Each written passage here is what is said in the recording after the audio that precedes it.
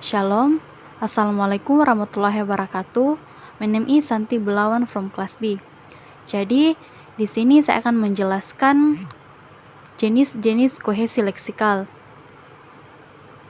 Yang pertama yaitu pengertian kohesi leksikal. Jadi, kohesi leksikal adalah hubungan makna antar kata dalam suatu teks. Jadi, ketika kita menulis atau berbicara, kata-kata yang kita gunakan bisa saling berhubungan dan itu membuat teks menjadi satu atau kohesif.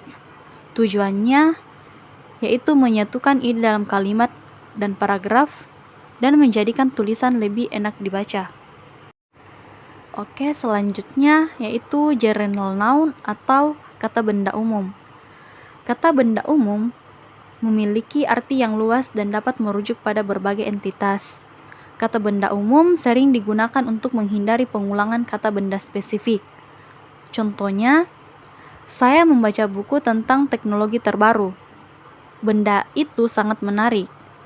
Dalam contoh ini, benda adalah kata benda umum. Kata ini menggantikan kata benda yang lebih spesifik seperti buku atau teknologi.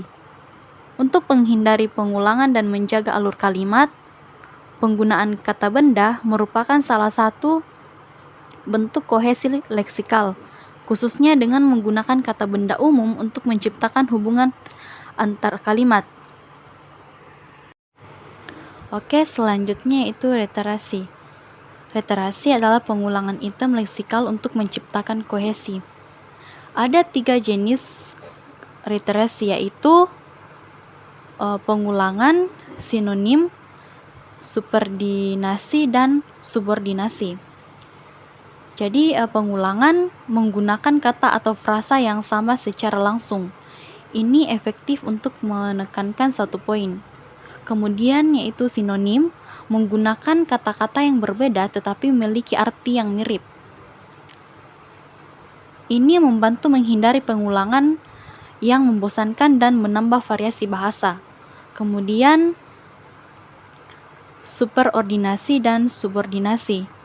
Ini merujuk pada hubungan hierarkis antara kata-kata.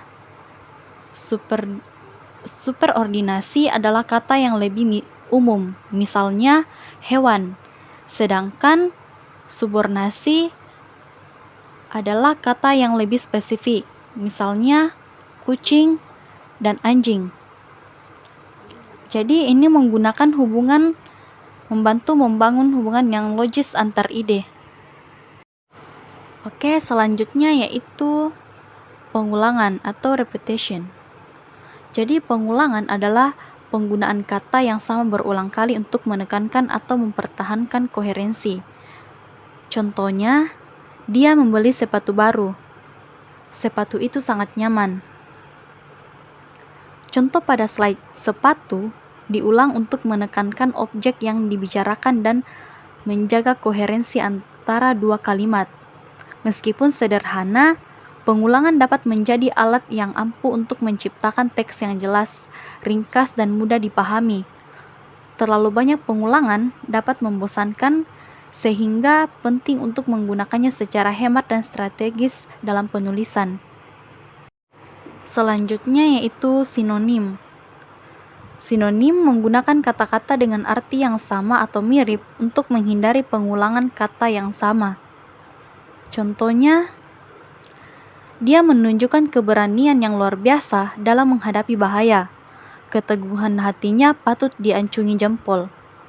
Keberanian dan keteguhan hati adalah sinonim dengan nuansa yang sedikit berbeda. Selanjutnya yaitu superordinasi dan subordinasi. Jadi superordinat mengacu pada istilah yang lebih luas atau umum yang mencakup beberapa istilah yang lebih spesifik. Misalnya, buah adalah subordinat dari apel, pisang, jeruk, dan sebagainya. Semua apel, pisang, dan jeruk termasuk dalam kategori umum atau buah. Kemudian subordinat, sebaliknya mengacu pada istilah yang lebih spesifik yang termasuk dalam kategori yang lebih umum. Misalnya apel adalah subordinat dari buah, karena apel adalah jenis buah tertentu. Contoh subordinat, saya membeli jeruk, buah itu sangat segar. Kata buah adalah subordinat dari jeruk. Kalimat ini menggunakan istilah yang lebih umum untuk merujuk pada objek yang lebih spesifik. Kemudian contoh subordinat. Saya suka buah-buahan, terutama apel Fuji. Kata apel Fuji adalah subordinat dari buah-buahan. Kalimat ini menggunakan istilah yang lebih spesifik, apel Fuji, untuk merujuk pada jenis buah tertentu dalam kategori yang lebih umum. Oke, kemudian yang terakhir yaitu collocation atau kolokasi. Jadi, kolokasi terjadi ketika kata-kata sering muncul bersamaan atau terkait dalam konteks tertentu. Ini merupakan aspek kohesi leksikal. Kolokasi merujuk pada kombinasi kata-kata yang sering muncul bersama dalam bahasa. Kombinasi ini bukan hanya kebetulan, tetapi mencerminkan pola penggunaan bahasa yang umum. Kata-kata dalam kolokasi memiliki hubungan yang kuat secara semantik dan seringkali terdengar lebih alami tepat ketika digunakan bersama. Contohnya, kita lebih sering mengatakan heavy rain atau hujan lebat daripada strong rain atau hujan kuat. Meskipun kedua frasa tersebut secara gramatikal benar, kemampuan untuk mengenali dan menggunakan kolokasi yang tepat sangat penting untuk meningkatkan kefasihan dan ketepatan bahasa. Oke, jadi kesimpulan yang bisa kita ambil yaitu kohesi leksikal membantu membuat teks menjadi lebih padu dan jelas. Jadi ada 3 jenis utamanya. Yang pertama, general noun atau kata benda umum untuk menyebut hal yang tidak spesifik. Kemudian yang kedua itu reiteration, mengulang makna melalui repetition, sinonim, dan hubungan umum khusus. Kemudian yang terakhir itu collocation, itu pasangan kata yang sering digunakan bersama. Sekian dari saya. Assalamualaikum warahmatullahi wabarakatuh. Shalom.